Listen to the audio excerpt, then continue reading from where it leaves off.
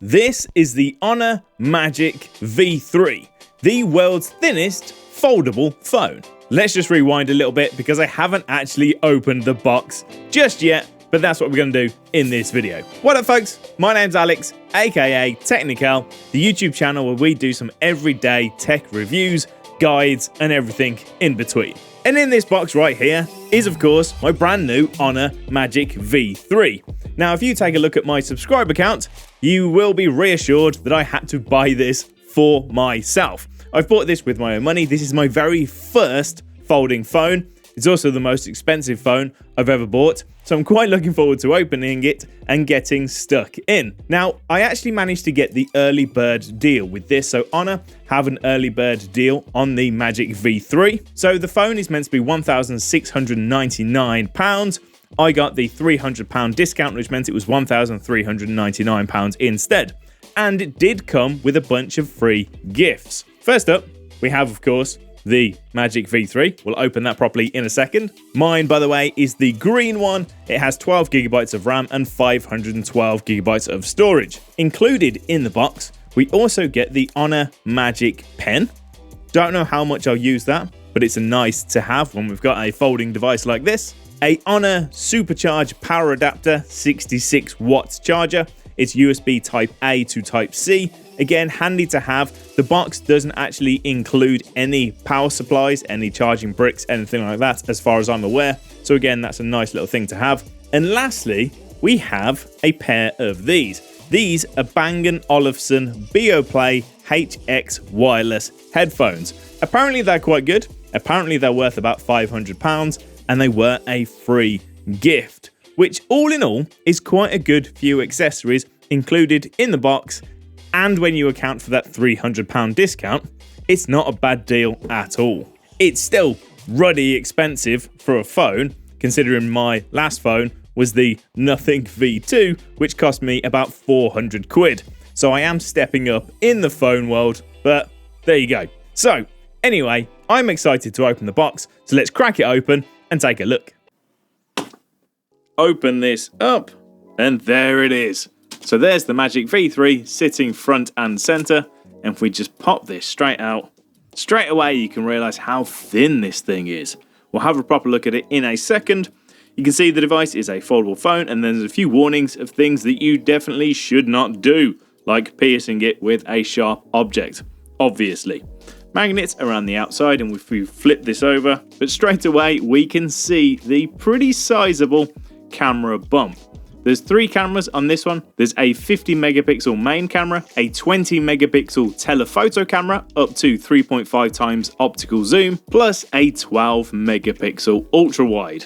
So let's open this up and have a look.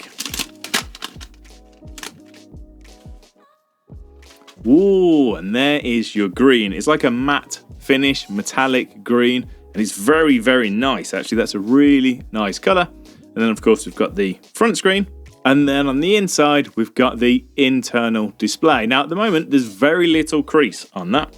Obviously, straight from the factory, that's what you should expect. I assume that crease will develop over time, but at the moment, it looks pretty great. It's a 7.92-inch OLED display. And if we give it a nice little fold, there's a nice bit of resistance to that. It'll snap shut, leaving us with a candy bar style phone. Now, this outer display is 6.43 inches. It's OLED. It's capable of 2,500 nits of peak brightness, and it is 120 hertz. So it's pretty much as good as any candy bar phone out there on the market today. Now just look how thin this thing is. This is 9.2 millimeters when it's closed like so. If we pop this open, it's just 4.7 millimeters thick, which is really, really thin indeed. For comparison, here's my Nothing Phone 2. And ignoring the camera bump, they're very, very similar. Obviously that camera bump does pop out a fair bit, but without that, there's not much in them at all. So in this closed sort of standard phone style format, I probably won't notice much of a difference when it's in my pocket. It also only weighs about 230 grams, which again, it's a little bit heavier because this Nothing Phone is actually quite light, but it's not too heavy at all. Now there is a noticeable kind of heft around the camera area. it feels a little bit top heavy, and that is noticeable in the hand. But actually, when you're holding it, your finger kind of rests on there, and it gives it a nice place to rest. So it should be nice to use. Taking a look around the rest of the phone, we've of course got stereo speakers. So we've got speakers on the top and the bottom. At the bottom, we've also got our USB Type-C port for charging. This thing has a little over a 5,000 milliamp hour battery, so it's actually a surprisingly big battery considering the size of the thing, and it's capable of up to 66 watt fast charging, which should be pretty quick. On the right hand side, we've got our volume rocker and our power button, which also doubles as our fingerprint reader. And then also worth mentioning, across the top, we do have an IR blaster as well. Lastly, down the left hand side here is of course this lovely, super thin, shiny, tasty looking hinge. Now while that's getting started, let's open the box and see what else we get. So have a look in here. On the back, we've got our SIM tray tool, and we'll pop this open. There's a nice Type-C to Type-C cable with a nice little orange accent in there as well, which I appreciate. There's some boring documentation, and there is also a case, which is nice to have one of these straight included in the box so you can look after your nice, expensive, shiny new phone. So I slapped that case on, set it up with all of my usual settings, and have been using it now for about 24 hours. So here we are, let's discuss my initial impressions. And yes, I did have a shave in between. So after about 24 hours, I've got to say, I really like it. It's a really nice device. Is it 1,800 or 1,700 pounds? I don't know. That's up for debate, but it is really, really nice. It's nice to hold, it's nice to use, it looks nice, the build quality is nice, the battery is nice, the cameras seem good, it charges quick, it's got wireless charging. Yeah, it's really good. It is. I really do quite like it. There's not much I don't like about it, honestly, but I will admit it's not perfect. There are some very minor things. If I was nitpicking, there's some small things which... Do they annoy me? No, I don't think they annoy me. They're just things that I've noticed, shall we say. So let's really quickly run through some of the pros and the cons. First one, it is a beaut. It does look really nice. I'm a big fan of this green. I think it looks really cool. There is a reddish brown one as well, which I'd imagine would look really nice as well. But I do like this green. The camera bump, while massive, even looks kind of cool. I don't know why, I just kind of like the shape and the kind of look of it. I think it looks quite nice. I showed it to my wife, who isn't a big fan of foldable phones, and she said, oh yeah. Now the build quality, as mentioned, is really good as well. In the candy bar format like this, it doesn't really feel that much like a folding phone. It just feels like a nicely put together phone with a bit of heft. It's not too heavy, it's not too light, it's not too big, it's not too small. It feels really quite good. And the hinge is reassuringly tight. Ugh. And it opens up really quite nicely, and when it's open it feels really solid. There's no kind of wobble to it, and then it closes with a real nice noise. So it's great. That inside screen as well has proven to be way more useful than I was expecting. It's kind of the whole reason you buy one, obviously, and I liked the idea of having it, but using it in practice this morning, especially when I've been doing some work, sort of some flights and some trains and some hotels and all that sort of stuff. Having two windows open next to each other, really useful. The way Outlook opens, where you've got your emails on the left and the preview window on the right, really nice to browse through. WhatsApp, again, it's just a little bit quicker to see your conversations. It's really useful. And it absolutely flies. This thing is running the Qualcomm Snapdragon 8 Gen 2 processor. I'm not much of a gamer on the phones anyway. I'll stick to using my Asus ROG, for example, but it flies. For all the stuff that I need it to do, it's rapid, so I have no issues there either. Battery life also seems pretty good. I charged this yesterday, kind of afternoon, gave it a full charge, used it a bunch this morning. I'm at 27% battery at the moment. And that is with 5.5 hours of screen on time already today.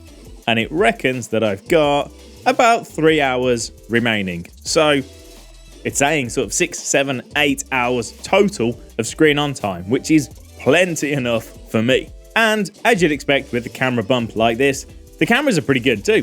I've not played around loads, I've just taken some snaps of the dog and out in the garden, but the cameras seem plenty good enough for me as well. I only really need quick snaps to throw on Instagram and that sort of thing, I'm not a pixel people when it comes to mobile photography, so they look really good there as well. Certainly better than my Nothing phone, where the cameras, yeah, they weren't all that great. Now, just to give you a better idea of the video quality and the inbuilt microphone, I'm recording this on the Honor itself. This is actually being shot in log, which I didn't know this camera had, which is nice. So if you're into color grading, you're into video editing and that sort of thing, I might know a guy who's quite good at that. Check the description below. Then you can record in log on this phone. I'm also going to take this moment to just say that the Honor Magic OS is also surprisingly good. There's lots to like in there, and it does have some pretty neat features. So I may make a separate video talking about some of those neat features for the channel. So if you fancy that, let me know in the comments, and obviously subscribe if you want to see it. Right, back to me in the studio. So, nitpicking, what not to like. What are the things that I have noticed? Well, the first one is actually due to this case, which is nice. I like having the extra protection, and it doesn't add a huge amount of heft. To be honest, it still feels really nice to use. But the front screen does now have a bit of a lip around the outside, which is fine, but it's already starting to gather dust and bits and stuff, which I don't like. They're getting stuck in the corners, so that may annoy me after some time. I'll try and clean it, but if it gets too bad, I might just have to scrap the front of this case entirely. And you can run it because this case is in two parts, so I could just use the back part of the case and get rid of the front part, but we'll see how that goes. Now, another thing to note is the front screen isn't symmetrical. These corners aren't rounded the same way. Can you see? This one is kind of more squared off than this one, which is far more rounded. And it's a tiny, tiny thing, but once you notice it, it's hard to not notice it, especially if you're a weirdo like I am. Sticking with that front screen, coming from my traditional candy bar Nothing phone, it does take a bit of getting used to this slightly taller aspect ratio. It's a little bit more thin and tall compared to your usual phones. It's perfectly fine to use for one hand. It's actually kind of shorter than my previous phone, so it doesn't feel hard to reach anything. In fact, it's the opposite. It feels a little bit cramped width-wise, especially when you've got the keyboard open and you're trying to type. Opening it up and then using the dual screen keyboard is really, really nice though. So when it comes to actually typing anything out of length, you just have to remember to open it out, use the dual screen keyboard, and then you can close it up and off you go. The fingerprint scanner is really quick. It's actually really quite a nice one to use, but I already miss the in-screen, under the screen fingerprint reader from my previous device. For me, I have the phone ready to go. My thumb's kind of there and I could just log into everything like so. Having to relocate my thumb up here, it's not a big deal. It's just something I've noticed. I have, however, turned on the facial recognition, which is again really, really quick, and that has kind of helped to alleviate that issue. And that's about it. I am nitpicking with those negatives, to be honest. I'm kind of waffling on. I'm looking for things that I don't like, but overall, I really do like it. Again, don't know if it's worth the money I've spent on it. I don't think any phone is, really, unless you're really, really into your phones, which generally, I'm not. But I do like it. It's a really nice phone.